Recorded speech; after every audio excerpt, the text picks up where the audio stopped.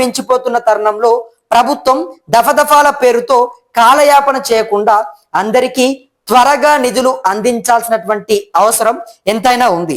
మరి ఇవాళ సాయంత్రం 4 గంటలకు సీఎం రేవంత్ రెడ్డి బటన్ నొక్కగానే మీ అకౌంట్లలో డబ్బులు పడ్డాయో లేదో ఒక్కసారి చూసుకోండి.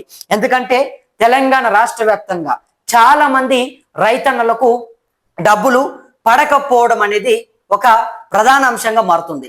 ఈ కేవైసీ అప్డేట్ లేకపోవడం కావచ్చు, బ్యాంక్ ఖాతాకి ఆధార్ కార్డు యాడ్ కాకపోవడం కావచ్చు, ఇటువంటి కొన్ని కారణాల వల్ల కొందరికి రైతు భరోసా డబ్బులు పడట్లేదు. మొత్తానికి ఇవాళ హైదరాబాద్ లోని శిల్పకళ వేదికలో ముఖ్యమంత్రి రేవంత్ రెడ్డి మరి కాసేపట్లో ఇప్పటికే సభని పూర్తిగా కూడా ఏదైతే ఆ కార్యక్రమానికి సంబంధించి ఆ సమావేశానికి సంబంధించినటువంటి అన్ని ఏర్పాట్లను కూడా అక్కడ చేస్తా ఉన్నారు. ఏదైతే ఖమ్మం జిల్లా మధిర నియోజకవర్గంలో జరగాల్సినటువంటి రైతులకు సంబంధించి